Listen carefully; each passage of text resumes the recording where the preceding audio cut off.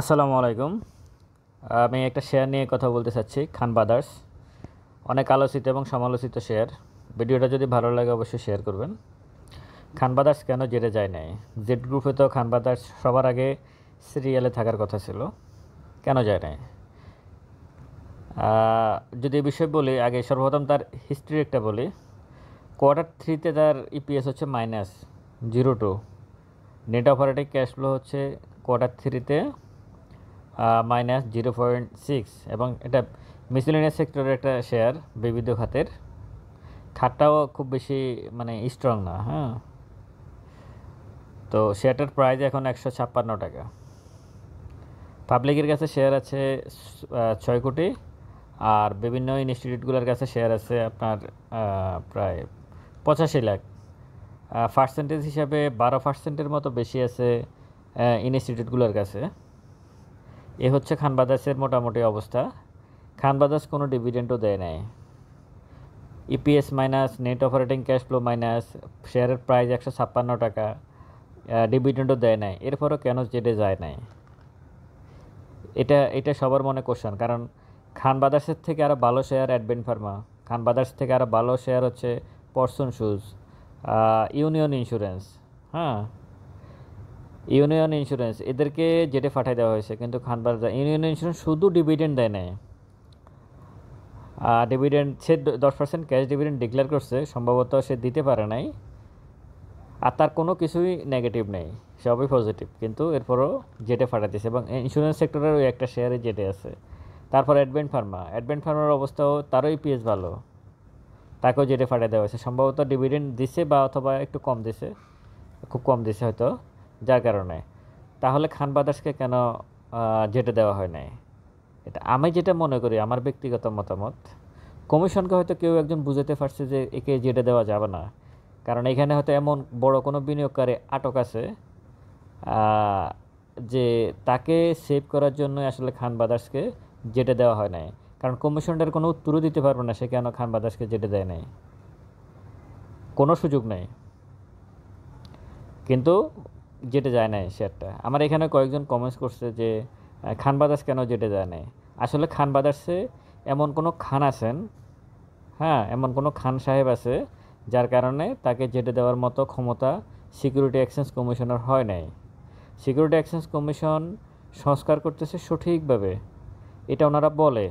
যদি সংস্কার করেই থাকে তাহলে এই শেয়ারটা কীভাবে জেট ক্যাটাগরিতে যায় নাই?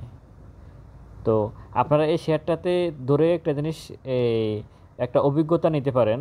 সেটা হচ্ছে, আমি মনে করি আজকে যে ইয়েগুলো দেখতেছেন, আজকে যে শেয়ারগুলো আপনারা টপে দেখতেছেন, খুব ভালো কোম্পানি না, কিন্তু খুব ভালো কোম্পানি না। তার মানে ঘুরে ফিরে সময়টা আগেরটাই আসতেছে। কারণ কমিশন শেষ পর্যন্ত হয়তো মাথা নত করতে হবে, হ্যাঁ। কমিশনকে শেষ পর্যন্ত হয়তো আজকের মিটিং এবং আগামীকালকের মিটিংয়ে হয়তো ওটারই নমুনা দেখা যাচ্ছে এখন, যে শেয়ারগুলো এখন হল্টেড হচ্ছে, হ্যাঁ।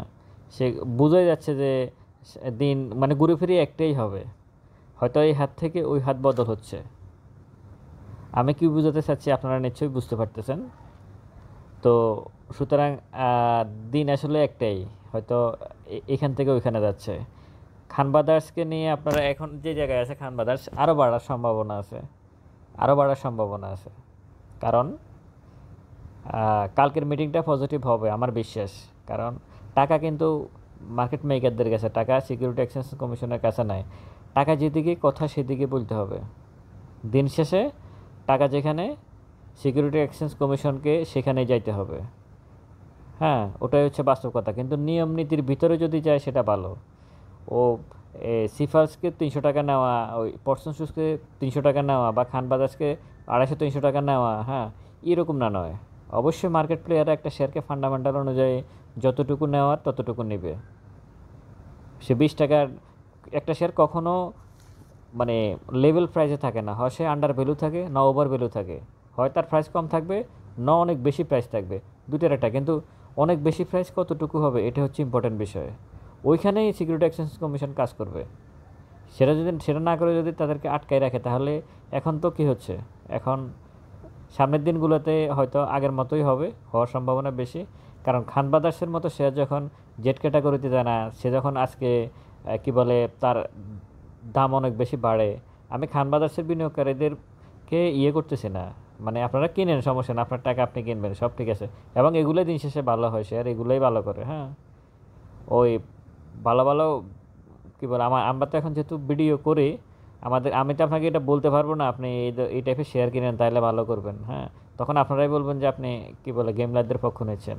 আমরা ওগুলো বলবো, মোবিল যমুনা কিনেন, পদ্মা অয়েল কিনেন, মেঘনা পেট্রোলিয়াম কিনেন, হ্যাঁ, ওই ব্র্যাক ব্যাংক কিনেন, এগুলোই বলবো, ইউনিলিভার কিনেন।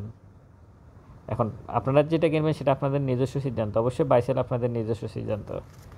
তো খান ব্রাদার্স এই কারণেই আমি মনে করি জেড গ্রুপে যায় নাই, একটাই কারণ ছিল, সেটা হচ্ছে এখানে এমন কোনো খান আছে যেখানে রাশেদ মাকসুদ সাহেব ওই খানের কাছে পরাজিত, যার কারণে খান ব্রাদার্স জেড গ্রুপে যায় নাই।